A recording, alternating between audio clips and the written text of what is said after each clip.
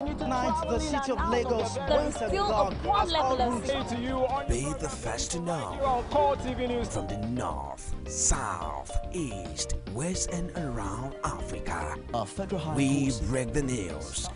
One Nigeria. Now you can catch all the actions live as the news breaks. We are Core TV News. Welcome to Core Our TV. 24-hour news station.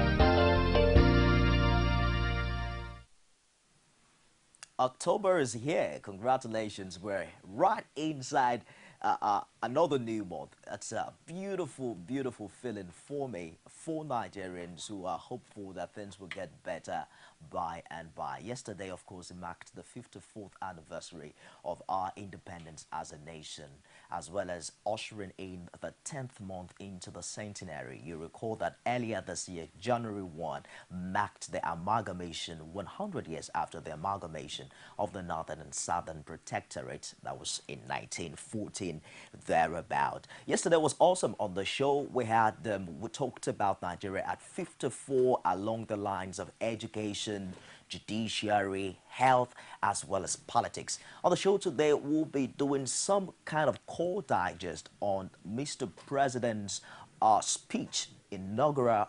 What am I saying now?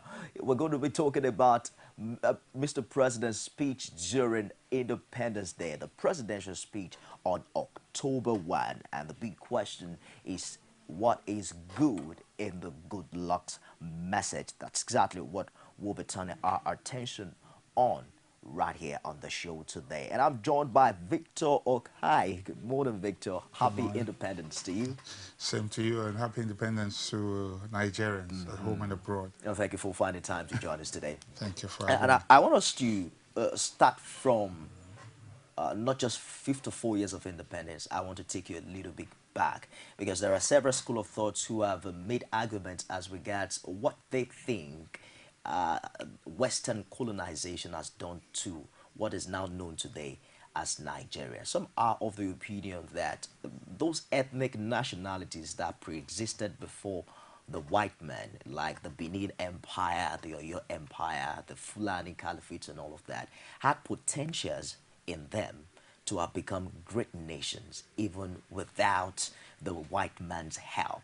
In your opinion, what do you think this Western colonization did to us as a nation? Let me start with a proverb, an indigenous proverb that says that when a child falls, he looks forward, but when an adult falls, he looks backward. Now, I'm going to reverse this particular proverb, because usually this is what informs the reason why I understand the rationale behind that proverb. It makes sense because it means you have to look at where you're coming from in order to project where you're going. But there are times when there is a need to just press forward and not look backward. For instance, if you are in a race, the sensible thing to do is to press forward. The minute you look back, your opponents will go past you. And for us to continue to cry over spilled milk and begin, let's look at countries that were not even colonized. Where are they today? Ethiopia, for instance. You know, Ethiopia, okay, by itself, but would you say Ethiopia is any better than Nigeria? Of course not. You understand what I'm saying? Look at those who America was colonized. America is over 200 years without a colony. And it's a country that is made up of so many nations, each with its own flag, with its own emblem and all that. That's why it's called the United States. States as in individual nations, if you like, okay? And they are the stronger for it. So the idea behind saying because we're colonized and all that, I mean, if you had an Igbo nation, for instance, what difference would it make? Would it stop them from killing themselves? Would it stop them from, I mean, you know, so the thing is to make, there's strength in diversity. I have no problem with that. It's just the selfishness of our leaders who would now, instead of building on areas of strength, would now use, for selfish reasons, tribalism, religion. I mean, even if you have some form of, if you like, homogeneity, like in terms of, what do you call it now, tribe and all that, you will still have differences like religion. If you don't have differences in religion, you have differences in caste system and the like. You know, there's always going to be that. Within families, people still fight. There are still factions. So I think the sensible thing to do is to look at our strength. I, for instance, will look at the fact that what it has done is it has conferred an advantage on us that is even more than that of other countries. I'll give you a small example. If I am a manufacturer, I have at once, without any custom barriers, a huge market of about 160 plus million. That's what the rest of the world is fighting to come. No custom barriers. You make a product here, you have a huge market.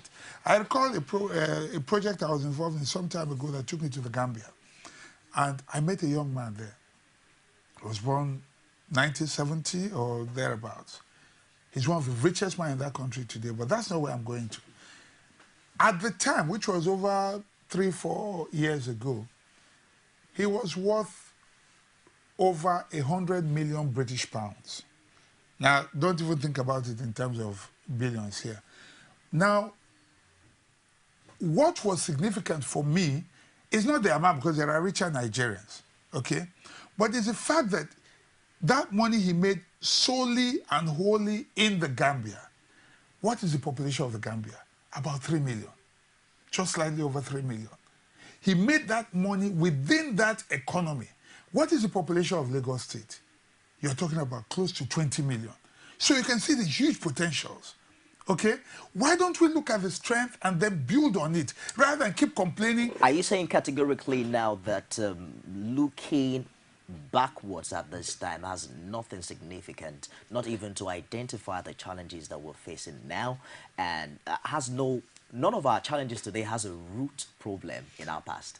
The past just has to be the selfishness of our political leaders, particularly in the First Republic, who, for their own selfish reasons, decided to remind us about our ethnic differences. For their own selfish reasons. Nothing more, nothing less. That's the legacy they left. It's all right. You go to our market, the typical Nigerian market, and you can tell where most of our products are coming from. Yes. At a time where we're fighting insurgency, and there's a call for $1 million loan to get equipment, technology help from abroad. How independent would you say Nigeria truly is after 54 years? My friend, in economics, basic economics, you are taught about the issue of comparative advantage. A country will concentrate on those products or services for which it has comparative advantage. We would not leave agriculture, petroleum, and begin to concentrate on arms. Leave that to those who can make arms. And when you need arms, you use your petroleum resources to buy the arms. Don't go too far. Agriculture, petroleum, would you say categorically on this set that we're doing well in consuming what we produce in that regard? But why not? Where are your onions from? Where are your yams from? Where is your food from? What about the imported foods that dominate our supermarkets? Well, in Nigeria? you would have to do. No, I mean, it's not everything. I mean, you don't make cornflakes here, but you have developed a taste and appetite for Nigeria it. No, just a minute. If importing toothpicks has nothing to do, it's a matter of choice. When was the last time you used a toothpick? When was the last time you bought a toothpick? Let's be honest. Fine, it's important, but let's be honest between you and I. When was the last time you bought a toothpick with your own money? You see, we're majoring on the minor, things that are not important at all. How can we use toothpick on a very serious matter like this?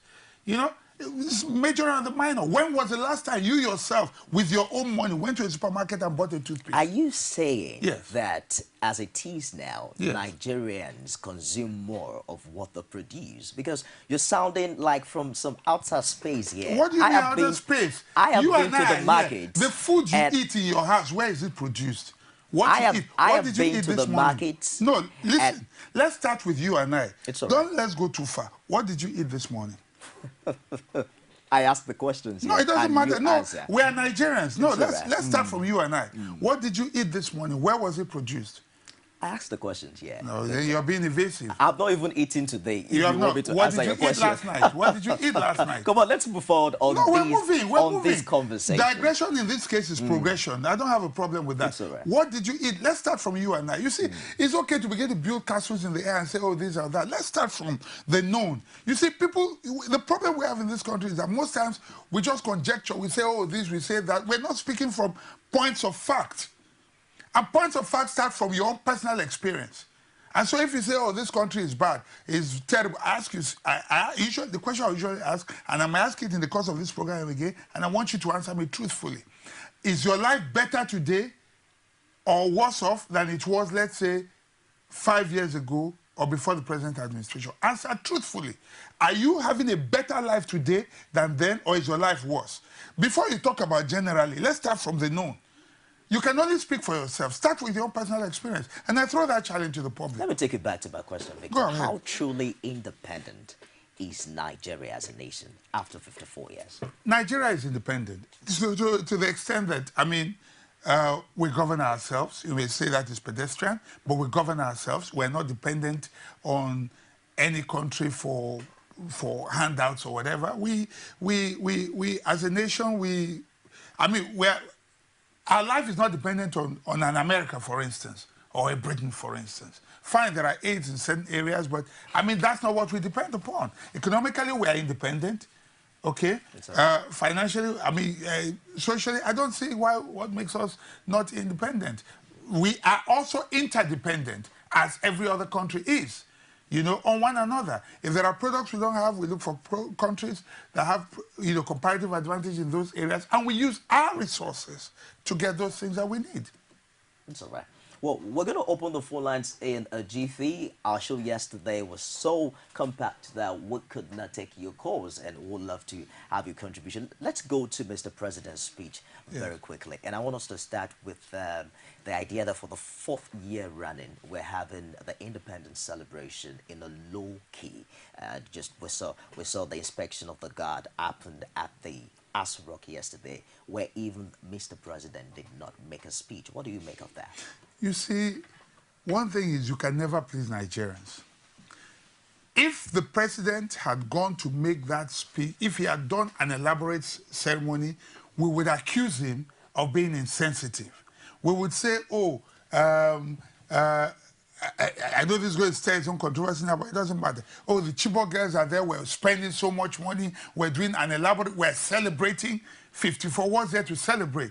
Now, the presidency has said to do a low-key celebration, and we're saying in the 4th year is low-key. What do we think? First, there's the issue of insecurity. We can't run away from that. Secondly, we also must be sensitive to the times. That's all right. Okay, so if it's low-key, I think it's in order. There's nothing to go and, you know, bring out big budgets and begin to do a jamboree. I don't see what we're doing a jamboree for. We will celebrate the fact that we're 54, but we don't need to do a jamboree. So, the National Conference was also mentioned because at the Independence speech of Mr. President last year, he talked about, you know, starting up a national confab where people would come together and talk about the myriad challenges facing the country. And he said, and I'm quoting him now, that I have made a firm commitment that we would act on the recommendations of the conference. These I have started by setting up the ministerial committee headed by the Honorable Attorney General of the Federation to work out the modalities for implementing the report. The next one is important. Now, Together, every promise I make, God willing, I will see to its fulfillment. I assure you, we will implement the report. Proponents that were one way or the other against this national confab initially were asking about the legal structure behind this confab. What would happen thereafter when we have the recommendations? One would have thought probably this should have come before the setting up of this conference, especially when it's coming in 2014, few months to an election year. Okay, you see, quite frankly, I think, you see, we would have to wait and see how things unfold. If in the end it is not implemented, then we can say, oh, we told you so. The president has made a promise. Right now, the legality or otherwise, the courts are there. If anyone feels that it's not, that the conference is illegal or the structure is or the modality for setting up, well, let the courts do the interpretation. You know, so for now, I'm not going to be taking, if you like, Panadol over a headache that I don't have. It's been done, it's come and gone, it's held. Let's see how the implementation will come about. I mean, he has promised that he's going to implement. So we'll have to wait. Right now, if we begin to break our heads over it, neither you or I have the final say on it, no matter what we think. No one legal person can, but the courts can, right up to the Supreme Court. So we'll have to wait and see how that the expectation, you know, of majority of Nigerians who believe in the credibility of the things discussed at that level, once upon would have thought about a referendum, but that doesn't sound like an alternative. Can I ask you a question? I think, you know, in the end, do we want these recommendations to be implemented, yes or no? If we want them implemented, I think what's important in the end is that it's implemented. If we don't want it implemented, okay, that's a different matter. But for now, I don't think that, if you ask me, but maybe that's what a referendum we should have taken care of, a majority of Nigerians have nothing against the recommendations of the conference, which means we are hopeful that the people who have gone there have fairly represented us. No one may be 100% happy. You know, I'll be happy 100% with everything that's been done, you know, but I mean, to a very large extent, we're not unhappy. And the thing to do is to see how it's done. Whichever way it is done, in the end, as long as it has some legal backup, as long as it is backed up legally, I think that's all that matters. The way it is now, only the National Assembly has the legal backup to amend the Constitution. I don't want to go into the legalities. I'll tell you why. Do you have faith in the National Assembly to see this through? To say that I do not have faith in them would not be fair, because you and I could have been there. It's easy to look at them and say, oh, they're a bunch of loafers and no good persons, but I tell you, there are persons of integrity in that place. There are honorable men and women in that place. And to assume that everybody there is an idiot, I think would be unfair. I think they are Nigerians. They are as concerned as you and I about the unity of this country, about the progress of this country. We, consciously or unconscious, by our act of omission, have elected them to be there. If you did not vote for them, then you shut up. But if you did, then you must trust them.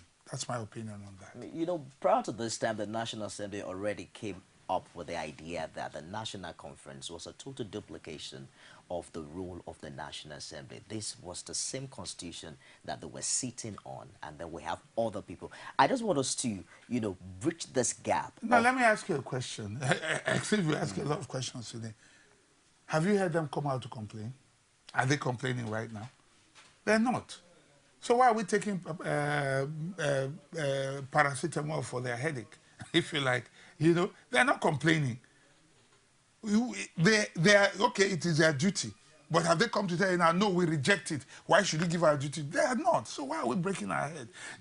What has happened, and I've said it here before somewhere else, that it's like what you would say a committee of the National Assembly could have been set up to look into this constitution drafting, and the recommendations will come before the House. That's all right. So what's probably been done is that aspect has been outsourced, if you want to look at it that way, and then, you know, but a broader set of a broader group of Nigerians have sat on it, and they've brought the recommendations back. So it's just an extension of their function, really. It's all right. You know? Employment, 2.5 million jobs created over the past 2 years, and also he also talked about the establishment of a job creation board to turn out 12 million jobs every year. Many are of the opinion that possibly one of the greatest challenges we're facing right now is unemployment. Others are saying it's even underemployment, as thousands of graduates are not really that equipped enough to, you know, fit into some jobs. Now, let's put all of this together with the immigration recruitment exercise that happened earlier this year. Would you say that we're doing enough as regards engaging our youth in Nigeria? First, let me say something to you. Again, it may sound controversial, some people may not like it, but I say it with every sense of responsibility and with respect for those who died in that unfortunate incident. But one thing I want to say to you, without any prejudice, is that organizations like Customs and Immigration, if you want to look at the people who go there for employment as a yardstick for the unemployed in this country, it is totally, totally false. I'll tell you that I don't have the full statistics, but I can assure you that more than half of the people who went for that thing are already engaged somewhere. So what do you think motivated no, let me that? land. You ask me a question. They probably see customs and immigration as a ticket to quick wealth because of perhaps maybe the level of whether corruption or that you can get in there and make money fast. You won't see that happening if other agencies are. Immigration, customs, I can assure you the whole world will go there. There's no way you can. When the army is recruiting, no. You and I know that. We're in this economy. And we can't just assume that we know, Victor. How can you prove that half of those people already are employed? Well, I will say this to you, whether you agree or not, I can assure you that if for instance, even the army that is calling for people, you won't get that many number of people going into the army. You understand what I'm saying? Customs, immigration, Nigerian police force, I can assure you. A lot of people will gladly... You asked me a question. There were many people who were interviewed who were already employed, but they just went for that interview because they were hoping that it didn't matter at whatever rank you're employed. Even if I agree with you on that, does that not... What does that tell of the standard of living and the quality of life that nothing. even it just means, people... Some people just are looking for an easy means of making money without serious work. That's what it simply means, quite frankly. That's not to say that there is not unemployment. I am not saying that, and I want that clear. Okay. There is a lot, there are many unemployed youth out there, and I think they ought to be employed. The government is doing its best. Is it good enough? I can't necessarily say. If I say it is, there are people there who don't have a job who will not agree with me. If I say it's not good enough, some have just gotten employed and they wouldn't agree with me either. So it's, I think the important thing is that government is doing something about it and they are seen to be doing something about it. It's all right. Yeah. But what do you think can be done decisively to tackle this unemployment challenge in Nigeria? Because whether you believe it or not, it's a daunting challenge. Well, what is to be done is being done already. I don't know if you are aware, you mentioned in the speech about the intervention fund, 220 or 210 billion naira, or is it naira? For small and medium scale enterprises. The thing there is, if you bring that kind of money, you can be sure that many more people are going to be employed. If I, for instance, had a small business and I'm able to get a loan, get more machines and all that, obviously I'm going to employ more people. Okay, and when I create a new product, that new product has a snowball effect. Some sort of distributors are going to be created, sub-distributors, they will employ people and all of that. So the chain continues. So that money, the catalyst, is going to do quite a lot for the economy. That's the starting point. Let me take a break from this speech for a while. What do you think, Victor, is the mood like in Nigeria for an average Nigerian? The mood like, or what do you think the standard and the quality of life is like? Unless we do some sort of objective survey, I think the mood general, it depends again. Are you asking me about the quality of life, about the average Nigerian? The average? No, I want you to situate. Is it in terms of the way things are politically, socially, economically? No, I'm talking about economically, the standard of life of the people. While it is good for some, it is not so good for others. So that's what I can say. Because you see, generally there are some who are prospering and they will not agree that it is bad, and there are some for whom it is difficult. But the truth is, you always have the rich, you always have the not so rich, you have the poor and the not so poor. It's the same everywhere. Averagely, we can be better than where we are. But are we better than we were before? Quite frankly, honestly, I think the country today is better than, my personal opinion, than the way it was a couple of years back, regardless of what anybody says. And for anybody who is judging what I say to yourself, ask yourself, your life today and your life 5-6 years ago, which is better? If you can answer that question truthfully, whatever it is, that is the answer. You think most Nigerians will answer yes? I don't know. I can only speak for myself.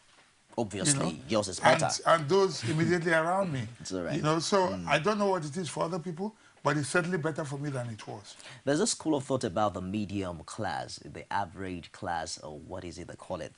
The fact that the rich middle class.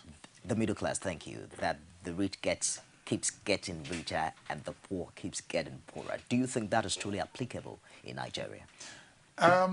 Let me give you an indices of a rising middle class, how you know. When you see shops like ShopRite coming up and, you know, international brands coming up and they are sustained in an economy like this, it tells you there's a rising middle class. You understand what I'm saying? That's an indices, okay? And the middle class, I mean, you know, quite frankly, a good economy is one that has, you know, a fair representation of the middle class. Where it's completely absent, then there's a big problem, which means you have very few at the top and the rest are extremely poor, okay? I would not agree that that is the case in Nigeria. Not everybody is super rich. Not everyone is Dangote rich or $10 or what you call it, Adenuga rich. But a lot of people you would find in the middle class. There are the poor, but I think you get a lot in the middle class. So to that extent, I think we have a rising middle class in this country, and they have the purchasing power. That's why you have institutions like ShopRite and the rest, you know, surviving in this economy. We'll take a break now, and we'll be back with you on Cold Digest. When we come back, we'll talk more about Mr. President's speech, and as well as open the phone lines for you to participate. And let's fill your pulse as regards what Nigeria feels like at 54. Victor here thinks that things are getting better for the average Nigerian, and he's asking you that question. Think 4 or 5 years before now. I would also love to know what you think as regards that. Honestly. Honestly. We'll take a break and we'll be back with you. Don't go away. Rise, oh compatriot, Nigeria, call obey to serve our fatherland with love and strength and faith. The laborer, our heroes past, shall never be in vain. Glad to have you join us on another edition of The Political Arena, the most detailed and incisive political show. If you are a sitting governor and the opposition is able to stomach structure against you, that means you are wicked to the people.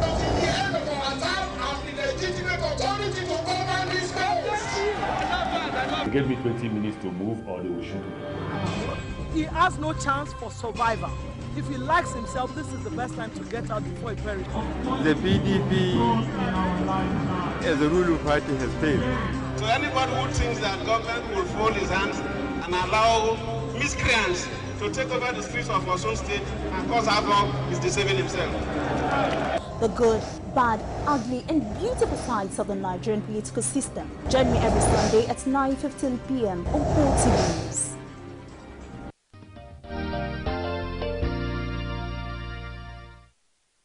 Welcome back, people. It's Cold Digest Thursday edition. And of course, we're still focusing on Nigeria at 54. Victor has been busy asking everyone in the studio if their lives are better 4 or 5 years ago relative to what it is now. And that's exactly a question we'd love to ask you. The phone lines are going to pop up on your screen any moment from now as we begin to talk about Mr. President's speech yesterday. Let me share this with you. I'm sure you've heard about the Mo Ibrahim Foundation, reputable for given awards and given some sort of index of performance in Africa. Amazingly, this report came out on Monday and Mr. President's speech was on Wednesday. The Ibrahim Index of African Governors has rated Nigeria as one of the worst governed countries in Africa. In its 2014 report, which was released on Monday, Nigeria is rated 45.8%, lower than the African average, which is 51.5%, and ranked 37th out of 52 in the overall governors scale. Now, the country scored lower than the regional average for West Africa, which stands at 52.2% and ranked 12th out of 15 in the region. Now, there are many more specifics, but there are some very interesting ones here that says that Nigeria got the diamond rating by this foundation, while Mauritius, a very small country at the outskirts of Africa, is adjudged the best governed country in Africa with 81.7%, followed by Cape Verde with 76.6%.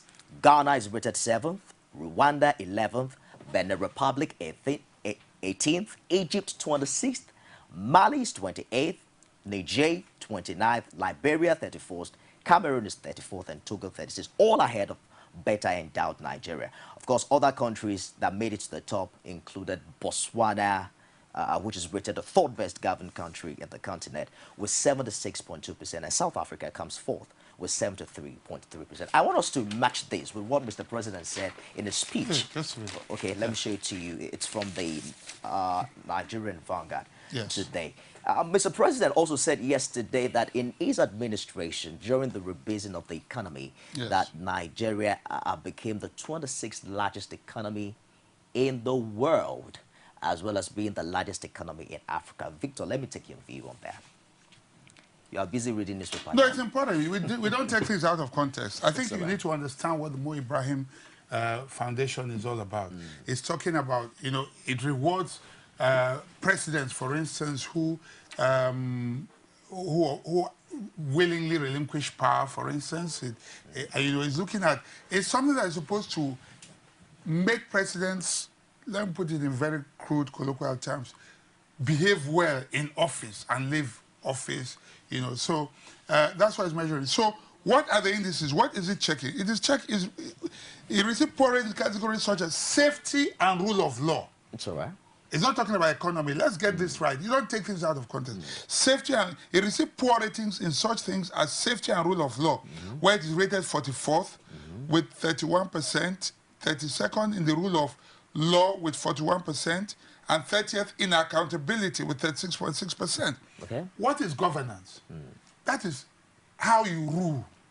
That's what it simply means. Okay, so whether in corporate governance, you're talking about your board of directors and their policies and things like that. So these are some of the things you look at. So I think it's important to be able to look at what these indices are. And not just say because somebody said Nigeria. And governance in the name of leadership has no connection, whatever. No, I'm coming.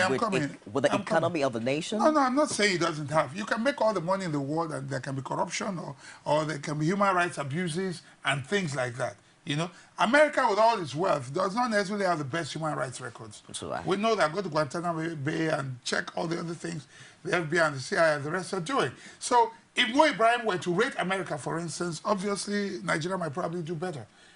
So I think it's important that we inform the public properly. You don't just take statistics out of context and then say, well, Nigeria is rated this. In what? Let's look at the indices, So it's important to see on what they are being rated. So that will be my reply to you. No. You didn't get my follow-up question to you. Is that, do you agree with this index performance? Do I agree? Do you agree with this performance? Well, I mean, if you look at the kind of police we have in this country, for instance, and we're talking about rule of law, if you look at the arbitrariness in our judiciary and things like that, obviously we're not where we should be. Let me show you one of the indices as well. Nigeria got its lowest rating in personal safety. You talked about that. 16.5%. Of course, with terrorism and all that. Lowest in national security, where it's ranked for it's obvious. With Boko Haram. Wait for it. On the participation in human rights, is rated 26th. Yes. 31st on sustainable economic opportunity. And 34th in human development. See, there's no way you can separate governance, leadership, with the economic realities of a nation. I'm not arguing. I'm here. We are here. We're not saying we're Uhuru. It's Uhuru here. Obviously not. I would like a Nigeria of El Dorado. I mean, I want a situation where, for instance, I can just flick my hand even without touching the switch and the light comes on. We're not there yet. Okay? I would like a situation where I don't have to have a borehole in my house, public water will be running. Of course I want that. Okay? I want good public schools. I want a system that works. Okay. But we're not exactly there. Are we on the way there? The answer is yes. Are we there? Certainly not. You understand what I'm saying? It's the reason why we're a developing nation. we're not a developed nation. But, of course, the comparison is with peers, other African countries, which means we can do better. So to that extent, I agree. You know, we're not, I mean, we're talking about Mauritius, what are their challenges? You know, Cape Verde, what are their challenges? How many times do you hear about them? You understand what I'm saying? So we're not where we should be. Am I happy? Am I completely satisfied with Nigeria of today? The answer is no. And I'm sure the answer is no for you. Can it be better? Certainly yes. Much, much better? A big yes. We seem to capitalize on our large economy as a nation. The rebasing shows that we're the largest economy in Africa. But of course, it's something to celebrate. Has that been justified in the real economic life of the average Nigerian? Now, let me say this to you. Before you make a statement like that, it's not a statement. No, wait, it's a question. If I land, you will understand what I'm saying. Don't get me wrong. Then it's important for you to go and live in other African countries and see the average life of citizens in those countries. You have to look at the challenges we have. We have a huge economy, population. That's all right. Okay. We have a huge population to start with. We're diversified. It's a big country as well in terms of land mass as well. The question I usually ask people who say, Nigeria is terrible, I say, would you rather be Togolese? Would you rather be Cameroonian? Would you rather be Congolese? Would you rather even be a Ghanaian, for what it's worth? You know? And if the answer is yes, then good for you. I would rather be a Nigerian, regardless of what anybody says. It's all right. Okay? So it's important to look at it in that context. You know, if we say we say, okay, is it better for a Nigeria? We are not where we should be. But compared to our peers, I don't think we're doing bad. We're not where we should be. Mr. President also affirmed that we have an amazing human and natural resources that gives us the capacity and the potentials to become great. What would you say? Words. Capacity and potential. What do you think is responsible for where we are now? Because some have also made reference to our age, the age of our democracy, the age of our independence. Are we where we are now because of the time factor, or there are other issues that are responsible for this predicament? You know, sometimes when people make comparisons here, I laugh. They talk about Malaysia, talk about Singapore, and some of the countries we had independence with. They forget that we fought a civil war. Sorry, let me hold it there for a minute. We have a caller from Ilorin. But it's about this point, lads. Okay. Just hold it. Okay. Don't lose that trend of thought. Hello, Shay. How are you today? Are you there? I'm fine. Good morning. Please speak up, Shay, and go ahead with the contribution. Good morning. Can you hear me? Yes, I can. Go ahead now. Good morning. Hello, good morning. Good morning, Shay. Hello, good morning. Can you hear me? We can hear you. Go ahead. Go ahead with the contribution. All right, good morning. This is speaking from London. Hello? Go on, go on. I want to appreciate the fact that for the first time, I'm seeing somebody that is approaching issues objectively on Core TV. I'm talking about somebody who is not partisan. I'm talking about somebody who is not biased. I'm talking about somebody who is solely addressing issues the way it is in the country. I'm talking about the gentleman you're speaking with there. It's actually discussing everything the way things are going on in the country. I'm speaking right here from the Lord. Taking electricity for instance, I can tell you that the now both of at least 17, in fact, the idea of area in the Lord. Mostly 24 hours in the day, we now have a stable pattern. You see, Jonathan was not the one that created us this problem. So we can't just expect him to stop the whole thing at once. Okay? Just like the man that was speaking there with you rightly said, most of the people that applied for that immigration, many of them were employed already, including myself speaking to you. Okay? So you can't use that to judge the basis of all of them in the country. Okay? So Jonathan is addressing addressing these issues one after the other. Let us think about the past leaders. What have they done to address the issues? I think the way this man is actually doing now is what many of them have been doing before. Probably Nigeria wouldn't have been there right now. So please, let us just give him a chance and let us allow him instead of criticizing him out. Let us just give him a chance, and I believe at the end of the day, it will become better. But as of now, he has actually performed more better than the former leaders. That's all right, Shay. Thank you very much for your contribution from Ilorin. Shay seems to answer yes to your earlier question. I just want us to pick this out because he also mentioned the immigration recruitment. Yes.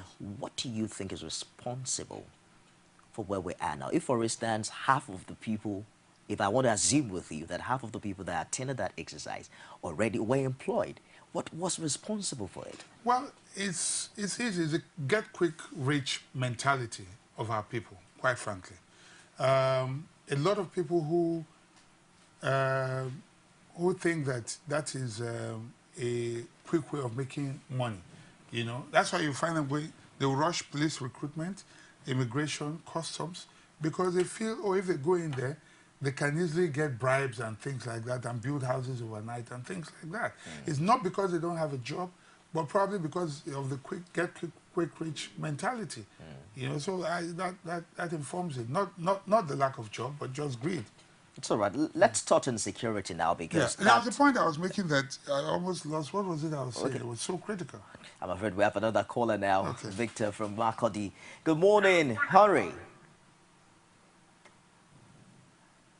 Hello, Henry. Are you there? I'm afraid we lost that. When you call in, endeavor to turn down the volume of your TV set and keep the conversation on the phone. There's a little bit delay because we're on satellite digital platform. So if you're trying to hear me out on your TV, we might get things mixed up. We were talking about what is responsible for where we are now as a nation. Is it the timing you were comparing our democracy with all the democracies of the world? That's exactly what you were saying, Victor. Yeah, no, there was one point. I just, a bit I lost the trend of my thoughts. Right. I'm but sure it's that, okay. Is someone on? Yeah. No, nobody Okay. on now. Well, I think I was saying, good, that's the point now. We tend to talk about Malaysia, we talk about Singapore and the rest. Did they fight civil wars? That set us back. Did they have military incursions like we did? They didn't have it. So it's unfair to compare us with Malaysia, with Singapore, and say we got independence at the same time. Dubai, they have... We are not Dubai. They didn't fight a civil war. Let them fight a civil war and survive it and remain as one nation and let us see. Now, Libya, which never fought a civil war, has fought a civil war. Okay? Let's see Libya come and compare itself with Nigeria. I mean, you know, so it's important to contextualize things, you know, when we say them. The best way to look at it is look at Nigeria, look at Ghana, look at Togo, look at other countries we had independence with. Are we better off? The answer is yes. Let's say this call, as long as Mo Ibrahim is concerned, we are not, because Ghana... I mean, that's his opinion. I mean, let's take this call from Augustine. Hello, Felix. Good morning, Felix. Hello. How are you today? This is Fidelis from Alagbole. Hello. All right, go ahead. We apologize for that mix-up. Felix, go ahead with the contribution, please. Okay. What I have to contribute here, it has to do with the mindset of Nigerians. We have a very mindset. The moment we start redirecting our mindset to the right thing, it should be a lot better for us. Take for instance the issue of the immigration exercise that came up the other time. A lot of them had jobs, but if I have a way, the Nigerian universities, I will scrap them and turn them to technical schools. What do we have now? The kind of graduate that we have. We know what the school system is. It's not helping us. It's not helping us in any way. We are unproductive. We are no longer thinking. You understand? We want to get rich overnight. Nobody is making any effort. And these same people that make wealth overnight, they are being celebrated in the society. What do you expect? What do you expect? That's our major challenge. Good morning. So, thank you very much, Felix. for your contribution. Please go ahead. But just before we touch on that, let's also quickly, because of our time, touch on security issues that came up during Mr. President's speech, because that actually took up all his introduction and all of that. There are many now who are questioning. Of course, the Bring Back Our Girls campaign came up, and he was on our news earlier on Independence Day, asking that government should break the silence about those 219 schoolgirls that were abducted in Chibok. Now, one would want to ask why that was not mentioned by Mr. President. Of course, not to forget that much work has been done. The imposter by the name Shekau has been killed by the Nigerian military. Oh, now you believe it? Well, that's exactly what the media has to say. No, but he was killed. Initially, you know, when the government said it, no, the military said no one believed them, and an impostor came and they rather believed that the impostor was Shekau, you know. So because, and now the police have, I mean, the security forces have now brought the picture of Mohammed Bashir, who is an impostor, and, you know, juxtaposed it with you know, and now we believe, you know. So it's, you see, we are not fair to our military, we're not fair to the government, and like the president said, we should put aside all sorts of sentiments, tribal, political, and all that, and this is Nigeria. Let's look at what is in the best interest of this country, and I think that's very important. Okay. He mentioned that in the speech.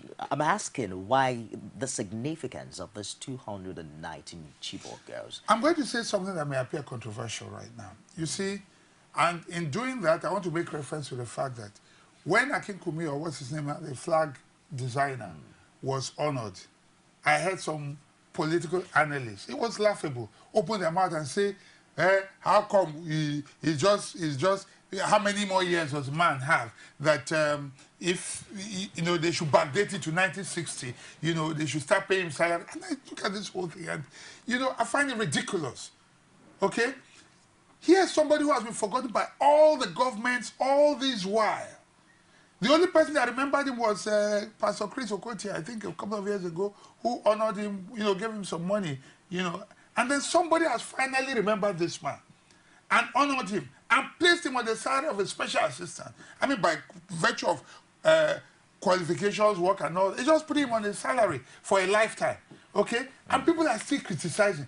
What can Jonathan do again to please the world?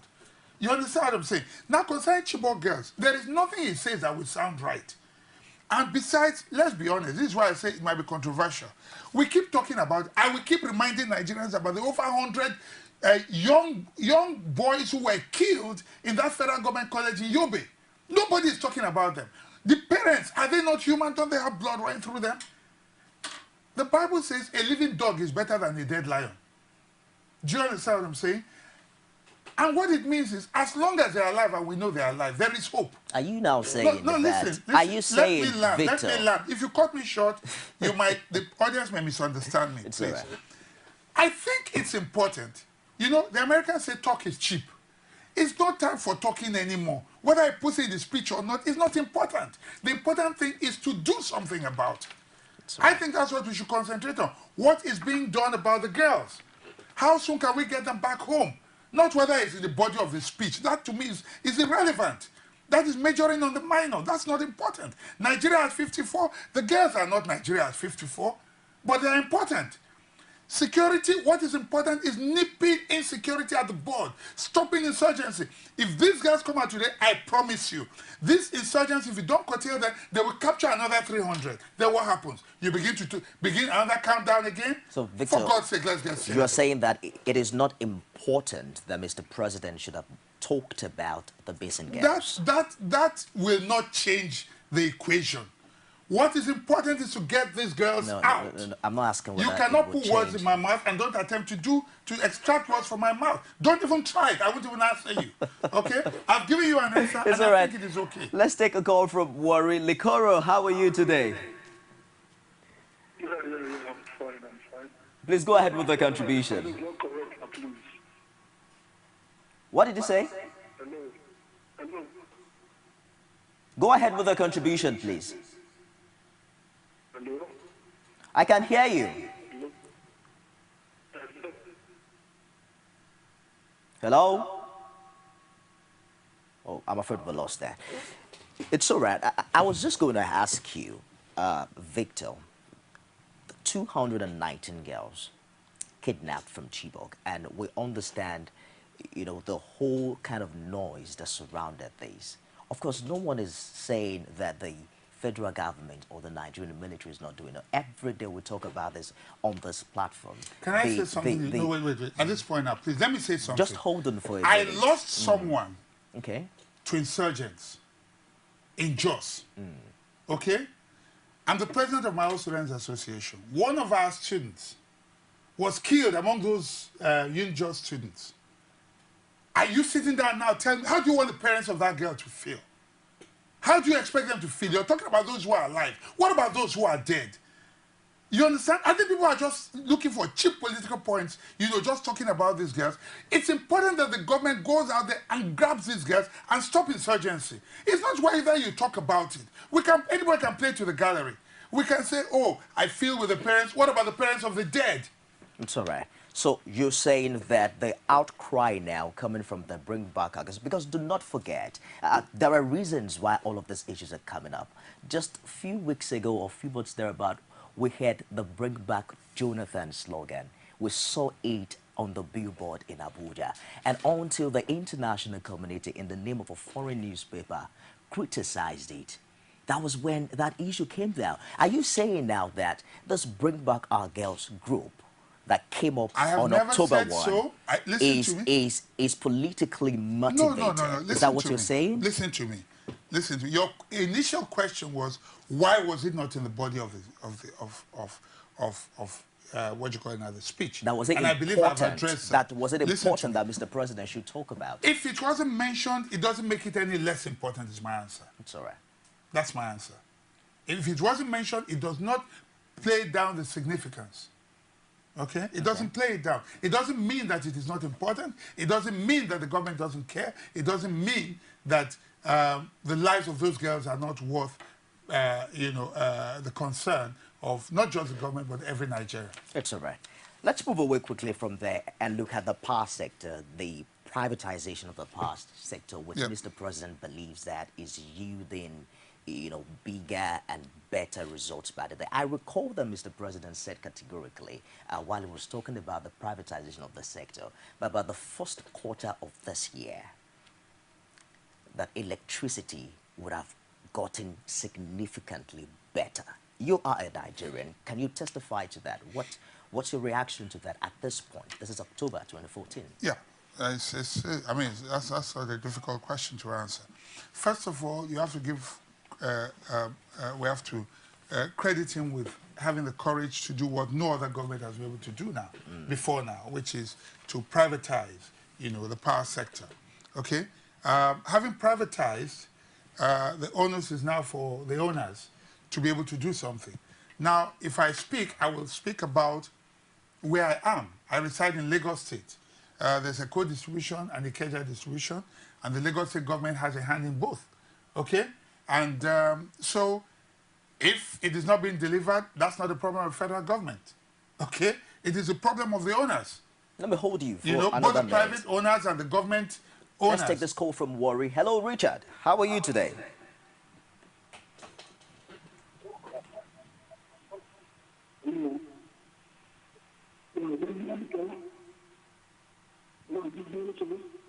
Richard, please go ahead with the contribution.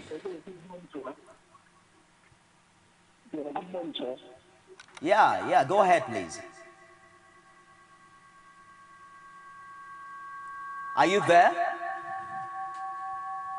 I'm afraid we'll lost that. Keep your calls coming. We'd love to hear from you. Victor, please go ahead. Yes, so... You were saying it's not the federal government. No, it's no longer. It's now in private hands. So you talk to your local disco, and all that. The only thing the government can do now is facilitate. I mean, how do I put it now?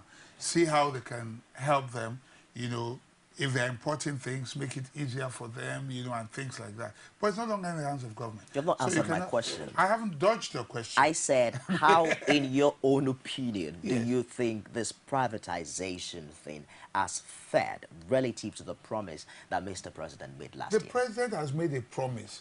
The fulfillment is in the hands of the owners. That's the point I'm making. Better, Victor, as of October 2014, would you say that electricity has gotten better in this country? It depends on what period you're comparing it with. Before privatization, obviously. Before privatization, I think it's slightly better, yes. It's all right. Yes. Let's move away from Only there. slightly. Yeah. Oh, thank you put slightly. No, I mean, reconstruction of several airports across the country to international standard. Oh, we have a caller from Ilorin. Let's just take that. Hello, Idowu, how are you today? Idowu, how are you? I'm fine, thank you. Good morning. Go ahead with your contribution, please. I'd like to contribute to this issue. I really want to give to Mr. President for at least going ahead with this particular issue.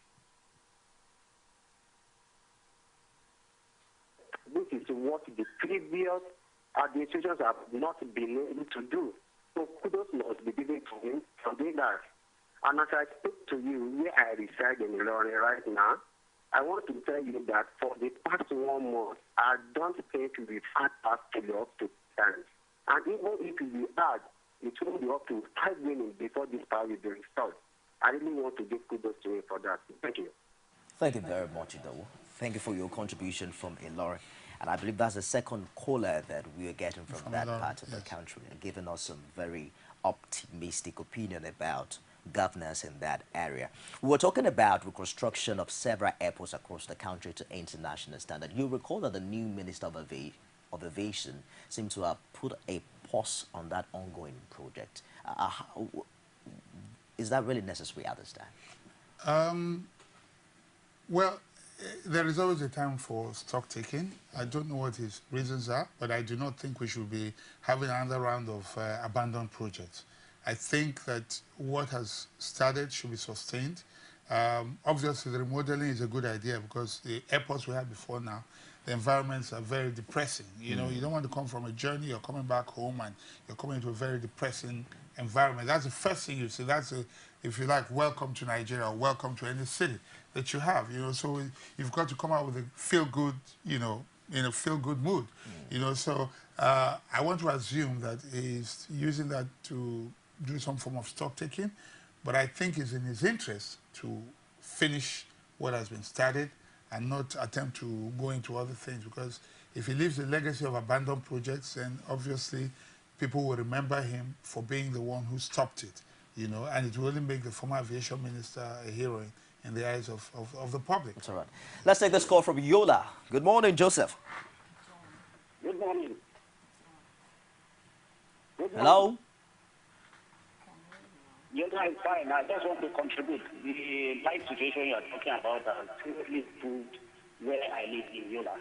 And even the road network that I travel to Yola, I believe our government will try and if we encourage that are reducing the critiques, things they will do a lot better.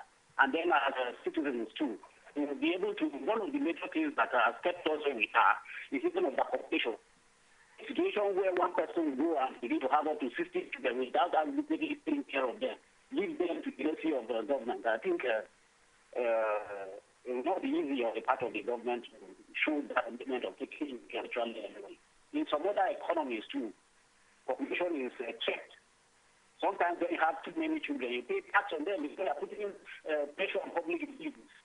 So we too should try to curtail the number of children we have so that the little jobs available can go around the people. That's my contribution to it. About John for Yola. Possibly we should go, you know, in the steps of places like China. I think that puts some embargo on the number of children that families have. But there's also a report that the population in Nigeria might just escalate to about 322 million come 2022. Is population of essence at this time, given the numerous natural resources available here? Well, I think what we should begin to look at is begin to make projections on infrastructural challenges that will come from a growing population. There's not I don't see a problem if we go to 300. It's a huge market. You have many more millionaires. You know what I mean? Poverty indices, I don't think, if the economy is growing at the rate with the resources that we have and all that, we might be able to cope. But what will suffer is the infrastructure if we are not able to project, you know, because if you can project and prepare for that population, then obviously you can cope with it. Okay, China with its huge population is not necessarily the worst place to live in, you know. I mean, but if you were to move China into a country with poor infrastructure and things, it would collapse overnight.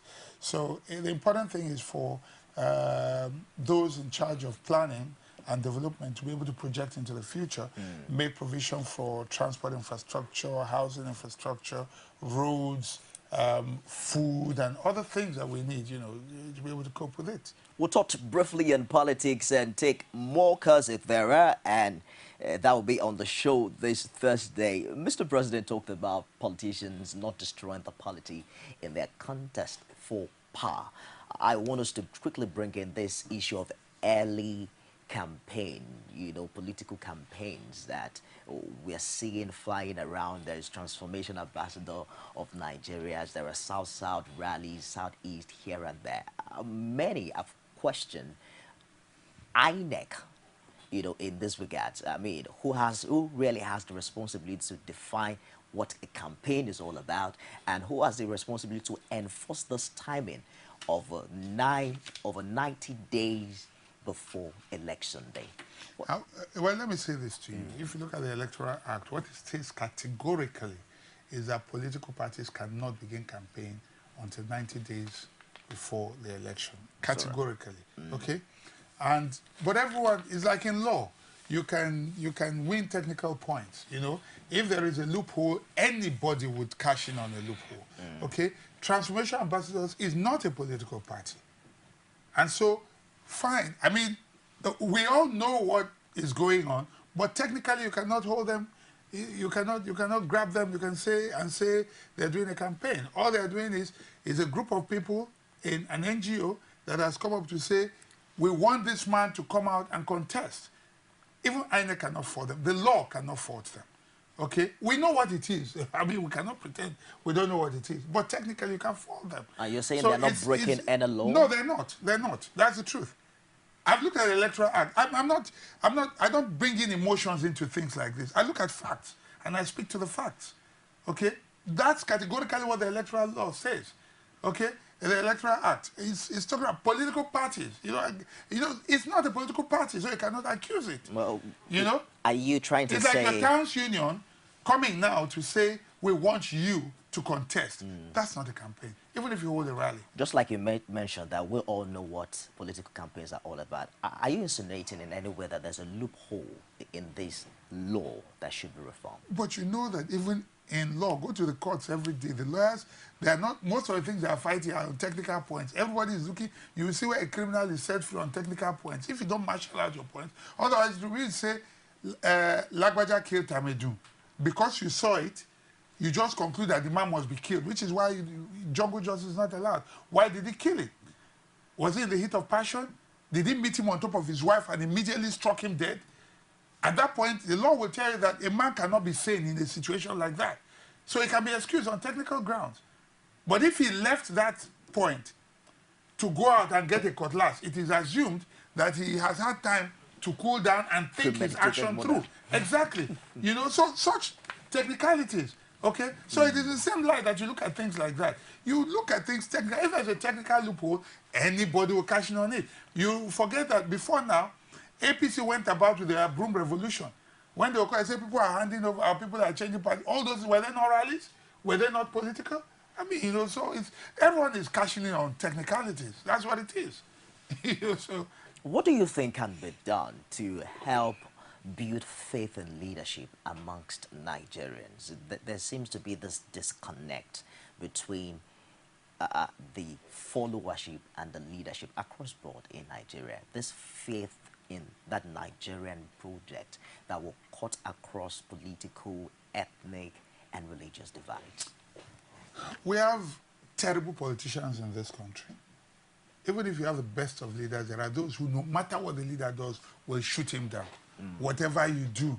You know, they will condemn you, and they will, as you will say that, they will always find a motive or impute a motive into the reason why you did what you did. I give the example of the designer of the national flag. So sometimes they'll say, oh, it's political. Why it was the national award just a few months into election. This is something that holds yearly at a particular time. People always, so the rot is long in coming. It cannot change overnight, okay? But I believe that the perception is going to be changed gradually. It will take a while. It's not going to happen overnight, and no president can come and wave the magic wand. It's not possible. But I believe that, you know, with consistent good governance and an opposition that is not, that is objective, that has the interests of Nigeria at heart, that will speak objectively across the divide, whether at the local government level, state level, or federal level, then, you know, we can begin to see things properly. And importantly, the media, because that's one of the biggest problems you have in this country. The media will see the truth one way and turn it another way, with all due respect, in the sense that sometimes when you see evil being committed, if it's from a friend, you pretend it's not happening. Some part of the media. I'm generalizing. I'm not saying, I mean, there are good media, there are good practitioners and all that, but there are evil practitioners in the media as well, who will see white and call it black or gray, you know, for selfish reasons, you know, so, yeah. It's all right. 2015 is around the corner. We're rounding up now. What do you think is the responsibility of that average Nigerian that is watching this show at this time as regards active participation in the electoral process? I would say, as I've always said, don't just sit there and criticize. Get a voter's card, go out there, express yourself, and then you can have a clear conscience that you have done your bit. Don't sit down and be an armchair critic. If you don't like it, change it. Speak with your vote and make sure your vote counts.